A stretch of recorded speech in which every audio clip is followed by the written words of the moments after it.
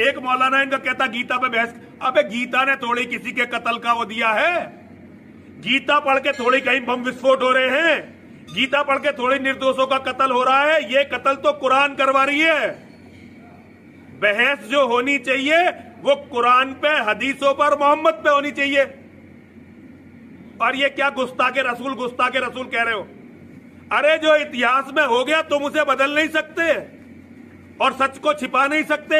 ये तो हमारे कायर नेता, कायर संगठनों ने सच छिपाने की कोशिश की थी और कायर धर्मगुरुओं ने, लेकिन वो सच मेरे माध्यम से दुनिया के सामने आ चुका है।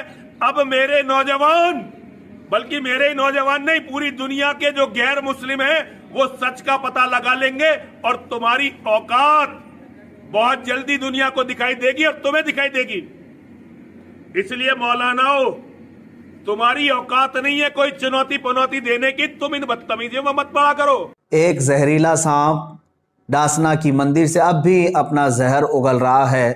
चंद दिनों कबल जिसने पूरे हिंदुस्तान के हिंदू मुस्लिम माहौल को ख़राब करने के लिए मेरे आका सल्लल्लाहु तआला अलैहि वसल्लम की शान को निशाना बनाना शुरू किया, मुसलसल पिछले 2 माह से वो अभी उसी तरह का जहर उगल रहा है। आप हजरात को मालूम है, पिछले 2 हफ्ते कबल मैंने उसको मुबाहले का चैलेंज दिया था और वो एक्सेप्ट करके बाद में परमिशन का बहाना बनाकर मैदान से भाग निकला। अभी भी वो हर तरह से राह फरार इख्तियार कर रहा है। मगर ए मुसलमानों, ये भी बर्दाश्त की और हद से ज़्यादा हो गई कि मुझे पिछली मर्तबा बुलाकर पुलिस डिपार्टमेंट से, प्रशासन से दबाव डाला गया।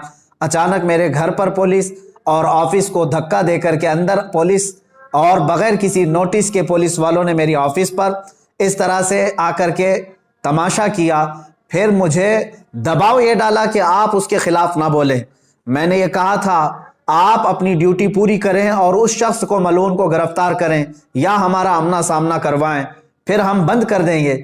लेकिन हद हो गई कि सारी चीज़ों के बाद, पुलिस प्रशासन की तरफ से यकीन दहानी कराने के बाद भी आज फिर से वो खबीस मलून फिर से वीडियो अपलोड करता है और उसमें फिर जहर उगलते हुए मेरे आका सल्लल्लाहु तआला अलैहि वसल्लम की शान में बड़े भद्दे और गलीज कलमात बकता है। वो कहता है मोहम्मद सल्लल्लाहु तआला अलैहि वसल्लम औरतों के रसिया थे, मुआज़ल्लाह, नाऊज़ बिल्लाहि मिन ज़ालिक। वो औरतों के मामलात को लेकर इस पाखंडी को यह बताया जाए कि जिस पर खुद बलात्कारी का मामला है, जो खुद जो रेपिस्ट है, उसकी औकात नहीं मेरे आका सल्लल्लाहु तआला अलैहि वसल्लम का नाम लेने की। और ये मलऊन भरसरे ऐलान कहता है कि मेरी जिंदगी का एक ही मकसद है, इस्लाम का विनाश करना, इस्लाम को खत्म करना। इस खारिश ज़दा कुत्ते को अपने बदन की खुजली मिटाने की ताकत नहीं है, इस्लाम को सरजमीन और हिंद से मिटाने की बात करता है। याद रखो, यूनान और मिस्र, रोमा सब मिट गए जहां से, बाकी मगर है अब तक नामो निशान हमारा, बाकी मगर है अब तक नामो निशान हमारा। और हम इस धरती पर रहेंगे और हर बार कहते रहेंगे अल्लाहु अकबर। तुम 1000 बार 1000 टुकड़े कर लो, हर टुकड़ा पुकारेगा अल्लाहु अकबर। इंशाअल्लाह अज़ीज इस्लाम और कुरान अजीम और मोहम्मद अरबी सल्लल्लाहु तआला अलैहि वसल्लम की जात पर भौंकना बंद करो। और फिर मैं गवर्नमेंट से कहता हूं, हम जैसों पर दबाव डालने की बजाय उस पाखंडी को क्यों नहीं गिरफ्तार किया जाता? पूरा हिंदुस्तान बेचैन है, हर जगह का मुसलमान बेचैन है। इनकी क्या मजबूरी है? ये हमारी तहकीक पे पीछे लग गए, हमारे आसपास वालों को गिरफ्तार करना शुरू कर दिया, हमें नोटिस देना शुरू कर दिया। ये कौन सा दुगला इंसाफ चल रहा है यहां पर? जो प्रोटेस्ट करने जा रहे हैं उन बच्चों को एफआईआर करके अंदर किया जा रहा है और उस खबीस मलून को भौंकने की खुली आजादी दी जा रही है। इस दुगलेपन के हम खिलाफ आवाज उठा रहे हैं। और ए मुसलमानों, ये मेरा मैसेज है, काफी दिनों से इंतजार में है। मैं उलमाए ज़वील एहतराम से कहना चाहूंगा, जितने लोगों ने मुझे मैसेज किया सब अपने आप तैयार रहें। इंशाअल्लाह अज़ीज ये फकीर कादरी दिल्ली पहुंचने की पूरी कोशिश करेगा इंशाअल्लाह। 17 रमजानुल मुबारक की तारीख है। इंशाअल्लाह अज़ीज उस तारीख को या फतह इस्लाम होगा या तो फिर ये एक्शन लेंगे या फिर हमें ये गिरफ्तार करेंगे। बात आप तक मैंने ये मैसेज देने के लिए आपके सामने हाजिरी दी है। तमाम उलमा ज़वील एहतराम आज ही से अपनी तैयारी शुरू फरमा लें। और 17 रमज़ानुल मुबारक 30 अप्रैल की तारीख हमने दी थी और हम चाहते हैं कि वह आमना सामना करे। उस पाखंडी को अगर अपनी हकीकत बताना है तो आए मरदूद जमाना हमारे सामने। जितना वो बैठकर गुफे में भौंकता है, एक बार वो आमना सामना करने की कोशिश तो कर ले। मैं बार बार इस चीज को ललकारता रहा हूं, चैलेंज करता रहा हूं। प्रशासन से मैं बड़े अदब के साथ कहूंगा, यह बात बोलने की मुझे जरूरत ही क्यों आती अब तक, अगर तुम उसे अरेस्ट कर लिए होते या अपनी ड्यूटी पूरी कर रहे होते।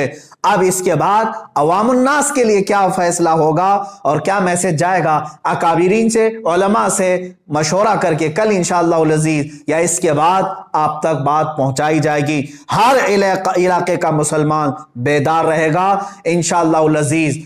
हम ये बताएंगे कि तुम जिनको इजी केक समझ करके बार बार खाते रहे, नामे रसूल पर अब हम अपने आप को खाने नहीं देंगे इंशाअल्लाह। हाँ, मुस्तफ़ा करीम सल्लल्लाहु ताला अलैहि वसल्लम की इज्जत की बात आएगी, फिर तुम हमारे टुकड़े कर लो या जिस तरह से भी हमारे साथ मामला करो, एक दिन नुसरत इलाही तो आना है, अल्लाह रब्बुल इज्जत का कहर उतरना है और इन सबको वो जमीन पर इंशाअल्लाह अज़ीज भस्म करेगा। हम तो उम्मीद ये लगाए बैठे हैं, ऐ रब्बे जुल जलाल वो दिन भी दिखा जब ये खारिज ज़दा कुत्ता तड़पता हुआ मर जाए और भौंकना बंद करे, उसका अंजाम भी हम यहां से देख करके जाए। मेरे अजीजों, यहां पर आखिरी मैं एक मैसेज ये देता जाऊंगा, जिन लोगों को ये बेचैनी है, बाज मीडिया रिपोर्टर्स और दूसरे लोगों ने मुझे राब्ता करके ये कहा कि इससे हिंदू मुस्लिम या कम्युनल हार्मोनी ना पैदा हो जाए। मैं इसको स्पष्ट करता हूं, बार बार मैं कहता आ रहा हूं, हिंदुस्तान के दीगर हिंदुओं से या दूसरे पंडितों, संतों और महंतों से मेरा कोई झगड़ा नहीं। मैं उनसे कोई बाज पुरुष नहीं कर रहा हूं। मेरा झगड़ा उसी से है जो मेरे नबी की शान में भौंक रहा है और जो उसके चेले चपाटे हैं। बाकी सारे हिंदू, बाकी सारे देशवासी, दूसरे संत महंत और पंडित जितने हैं, वो सब अमन के साथ रहते। मैं जानता हूं इन बहुत सारे पंडितों को जो मेरे नबी कौनैन सल्लल्लाहु ताला अलैहि वसल्लम का रिस्पेक्ट करते हैं, इस्लाम की अजमत के वो कायल हैं। हम उनके साथ बहसो मुबाहिसा भी नहीं कर रहे हैं, बल्कि हम जिनके खिलाफ आवाज उठा रहे हैं वो जुल्म के खिलाफ आवाज उठा रहे हैं। यहां सेकुलर हिंदू भी हमारे साथ खड़ा हुआ नजर आएगा और वो भी कहेगा कि ये गलत हो रहा है, ये गलत हो रहा है कि एक शख्स को इतनी छूट दी गई है कि वो अनाप शनाप बके जा रहा है। अरे एक होता है इल्मी इख्तिलाफ, लेकिन ये तो गाली गलोच पर उतर आया है और हमने कहा गाली देना है। हम जैसों को तो 1000 गालियां दी जा रही हैं, उस खबीस को भी ये चाहिए था कि तू मुझे निशाना बना ले। कुरान, इस्लाम, रसूल पाक सल्लल्लाहु अलैहि वसल्लम की जात, ये हमारी जान है। और हम यहां पर जो बिदक गए या जिस तरह से भी हमारे जज्बात बेकाबू हो रहे हैं, उसकी सिर्फ और सिर्फ वजह यह है कि इस खबीस को खुली छूट दी गई है। मैं फिर से अब तमाम देशवासियों से कहता हूं, मेरी प्रशासन से भी बात चल रही है और दिल्ली के प्रशासन से भी ये ताल्लुकात चल रहे हैं और इंशाअल्लाह अज़ीज़ हम दिल्ली जाने की पूरी कोशिश करेंगे और यहां से जिस तरह से भी होगा अगले मैसेज में मैं आपको